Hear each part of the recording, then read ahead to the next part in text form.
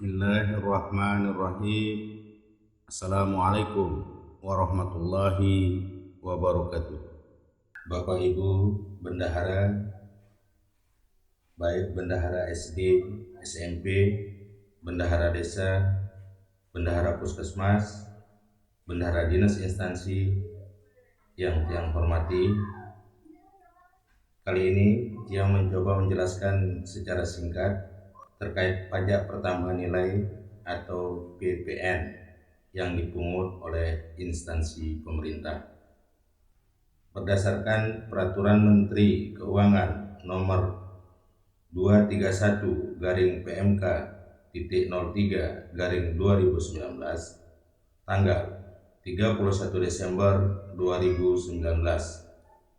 Yang pertama, pasal 30 berbunyi, peraturan menteri ini mulai berlaku setelah 3 bulan terhitung sejak tanggal diundangkan. Karena diundangkan tanggal 31 Desember 2019, berarti peraturan ini mulai berlaku sejak 1 April tahun 2020. Kemudian yang kedua, lampiran 8 PMK 231 PMK 03 2019 huruf B, contoh perhitungan pemungutan PPN angka 3 berbunyi, dalam hal jumlah pembayaran paling banyak 2 juta rupiah tidak termasuk jumlah PPN atau PPNBM yang terutang dan bukan merupakan pembayaran yang dipecah dari suatu transaksi yang nilai sebenarnya lebih dari 2 juta.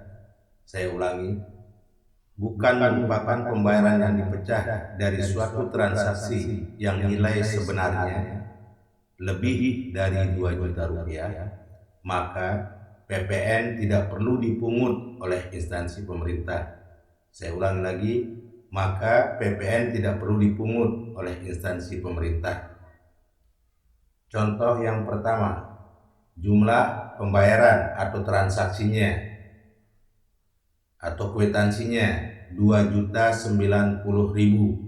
Sekarang cara menghitungnya, DPP, ingat DPP 100/110, kemudian dikalikan dengan jumlah pembayaran atau kwitansi 2.090.000, maka hasilnya 1.900.000. Bapak Ibu, kalau perlu pakai kalkulator biar pas. Saya ulangi lagi, jumlah pembayaran 2.090.000, DPP 100/110 kali 2.090.000, hasilnya 1.900.000. Meskipun pembayaran termasuk PPN 2.090.000 atau 2.090.000, tetapi karena pembayaran kepada pengusaha kena pajak rekanan pemerintah tidak termasuk PPN atau PPN berjumlah 1.900.000, tidak lebih dari 2 juta rupiah, maka PPN yang terutang tidak perlu dipungut oleh instansi pemerintah, tetapi harus dipungut dan disetor oleh pengusaha kena pajak rekanan pemerintah, dan faktur pajak tetap harus dibuat. Saya ulangi lagi Bapak Ibu, kalau hasil DPP-nya kurang dari 2 juta, ingat Bapak Ibu, hasil perkalian DPP-nya dengan jumlah pembayaran atau kwitansinya kurang dari 2 juta atau tidak lebih dari 2 juta, maka tidak perlu dipungut. Yang kedua, misalnya kalau dia 2.200.000 gimana? Jumlah pembayaran 2.200.000 atau di kwitansinya 2.200.000. Kita hitung deh Bapak Ibu, silakan diambil kalkulatornya. 100/110 dikalikan 2.200.000, maka hasilnya 2 juta. Ini belum lebih ini. Contoh yang di sini ini Karena pembayaran tidak termasuk PPN berjumlah 2 juta rupiah, tidak lebih dari 2 juta rupiah, itu ada dalam kurungnya, maka PPN yang terutang tidak perlu dipungut oleh instansi pemerintah, tetapi harus dipungut dan disetor oleh PKP, pengusaha kena pajak rekanan pemerintah, dan tetap menggunakan faktur pajak tetap harus dibuat. Jadi kalau dia 2.200.000 belum pas dia 2 juta. Tadi PP-nya pas dia 2 juta kalau dia 2.200.000.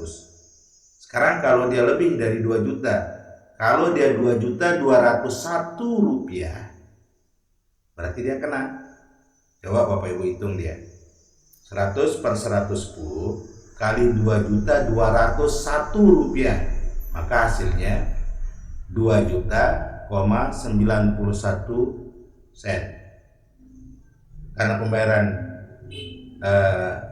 tidak termasuk PPN berjumlah 2.91, lebih dari 2 juta, karena di sini ada dalam kurung di posisi lampiran peraturan menteri ini, maka PPN yang terutang dipungut oleh instansi pemerintah. Dipungut kalau dia transaksi belanjanya atau kwitansinya itu kalau dia lebih dari 2.201.000 rupiah. Berarti 2.205.000, 2.203.000, 2 juta, pokoknya lebih dari 2 juta hasil dari DPP-nya, berarti dia dipungut. Kalau dia kurang dari 2 juta, misalnya pas dia 2 juta, kalau dia transaksi belanjanya 2.200.000, berarti dia tidak kena.